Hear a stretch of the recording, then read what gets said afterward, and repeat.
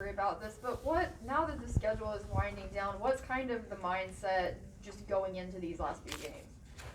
Man, I wish I was here to hear the answer.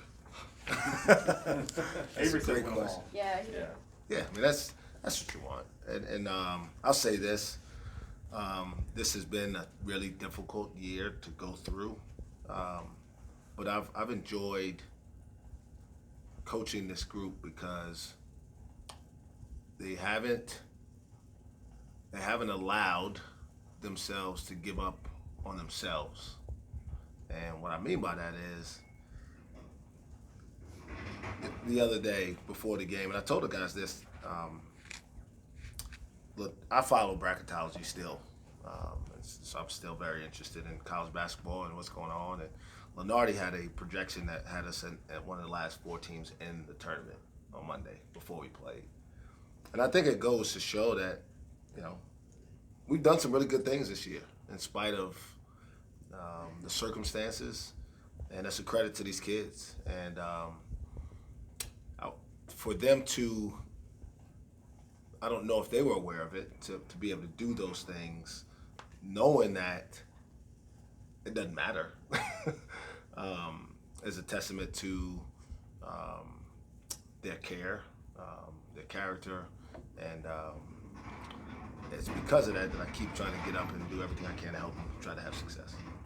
how do you approach that when you see that you all were listed as one of those bubble teams? Did you have a moment where you kind of showed that to the team? I showed it to them on yesterday.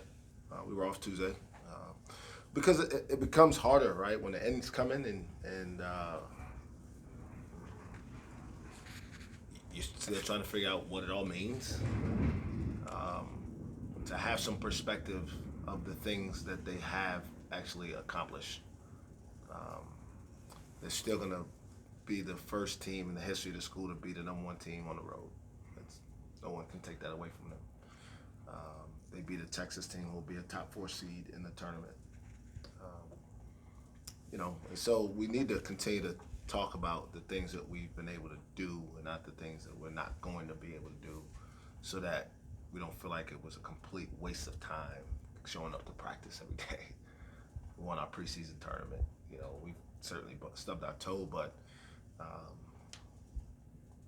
this experience will be good for everybody at some point. I don't know when. Knowing that, or go ahead. So you mentioned the other night looking ahead a little bit with Caleb and Musa on the floor together and things like that. How much do you do that the rest of the way? How much do you kind of mess with things not mess with things is not the right term, but do things to kind of look towards the future a little bit?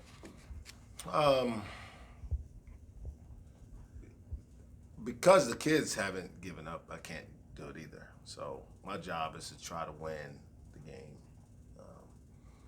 The game was pretty well in hand the other night, honestly, Right. when I did that. So I don't think I'm going to be conscious about trying to coach next year's team on Saturday. I'm going to try to give Ice and 1K every opportunity to win as many games as they can as they come towards the end of this thing. Kind of looking at bracketology, I mean, if the postseason were on the table, you'd be right there with some of the teams you're playing, K-State, no doubt. Iowa State, Oklahoma. No doubt. Is there an element here that you guys being able to play the spoilers is I'm not really into the spoiler deal. I just want to win. Like, if that means somebody else is upset, I'm always upset when we lose. So the deal is just prepare the best you can and try to win the games in front of you.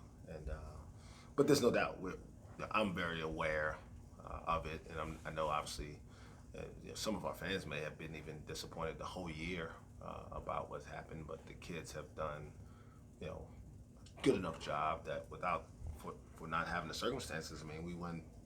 I'll be honest, we went 3 of our last 5 games. Just win your home games, and in a normal year, you're probably not even on the bubble. You're probably in 8 wins in this league is probably getting you in, and you go win one in Kansas City, which again we don't have an opportunity to do. You're then talking about seed lines, and so unfortunate, but at the same time, my job is to show up with a great attitude and try to keep these kids understanding that pretty good time of their lives, being a college student athlete, being able to experience some of the things that they're being able to experience. It does suck that they're not able to accomplish some of the things that they obviously want to.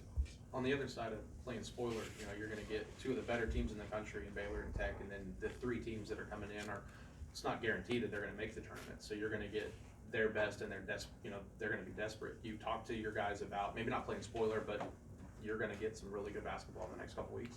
Yeah, when part of the conversation was that, right? The 5 games remaining, K-State's they're right in position to come in here and understand that this game, our numbers are still pretty good. We're 52 in the net and 49 in KenPom. We're a pretty good game for somebody to play. I won't say the school, but because we have an opening. Well, we lost the game early. I had somebody call wanting to play us here, like a non-conference game, sometime before the end of the season, because we would be a quality opponent for somebody to play. With that being said, we know we have to prepare to give ourselves a chance to finish the season strong. We're going to have to play well. What can you expect to see from K-State this season now that they have grown and are playing for more in the postseason? They're good. I thought anybody who asked me early on, I thought they would be the most improved team. We watched them play last year. They were just young. They just weren't ready to win in this league. It's hard to do it with a bunch of freshmen. And they were, I think, one of the youngest Power 5 teams in the country for sure last year. And those guys, for the most part, are together. Then they added a really good point guard in Noel and Mark Smith, and those guys have a chip on their shoulder. And I think in many ways they understand that this league can get you in if you get to the right number. And although they stubbed their toe early, there was some circumstances out of their control. Lost their first 4 games in conference play, but 3 of them without their head coach. I think 2 of them were with just one guy on their bench as a coach and like 7 players. So really, really good team. And obviously we played them really close the last time we saw them. What do you make of a guy like Noel, a small, undersized guard coming from the Sun Belt to the Big 12 and seemingly making that transition? He came from New York City first. So I got a lot of respect for, talented guards from New York City. He's one of them. He's got a chip on the shoulder. He plays really hard. He's a guy that looks to me from the outside that his teammates enjoy playing with because he really competes on both ends of the court. But that's college basketball now. Adonis Arms was at Winthrop last year. Bryson Williams was at UTEP. Those guys are going to probably get some consideration for all conference. So it's college basketball, and I think that's the way it is. It's going to be here to stay for a while. You got a long list of alumni returning. Kind of what does your weekend look like? You guys have a dinner that you have to go to or something like that? Yeah, we'll have several of them here tomorrow for practice, and their families, obviously, those of which who have families. So yeah, it'll be a pretty busy weekend trying to spend time with those guys, and really for our guys to spend time with those guys and hear the stories and talk about. Obviously, no team's gone through this year, but shared experiences and how to kind of bounce back from some adverse times. And obviously, hopefully, see some of the younger guys back this weekend as well. That's what I was going to say. Is finally, in these things, some of your guys are kind of coming back. Yeah, Kendall Smith, Mitchell Solomon, Lindy. Is that cool that you're not just meeting new faces anymore? It's some of your old guys. Yeah. I guess that's a good thing.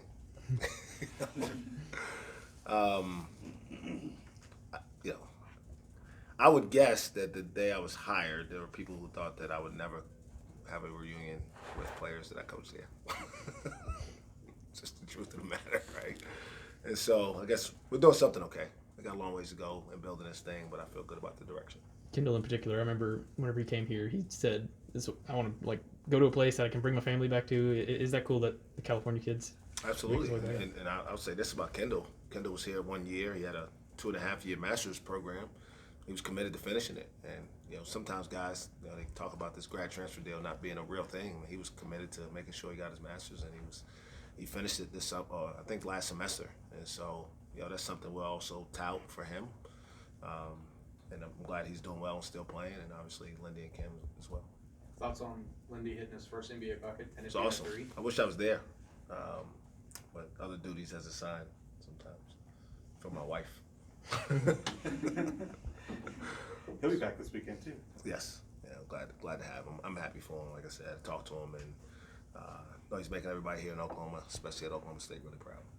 Saw the photos, I think it was yesterday, with the coaches versus cancer folks here. What was that experience like for you guys and the players? I hope it's one that they'll have more appreciation for. I think they'll have more appreciation for later. It kind of puts things in perspective for you.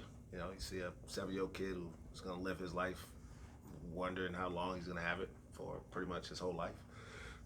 Makes you feel a little bit better about some NCAA sanctions, right? And I'm glad we're able to do it again. Obviously, we have taken a lot of time off from doing those type of things, so it's good to get back to some normalcy in that regard. Anything else?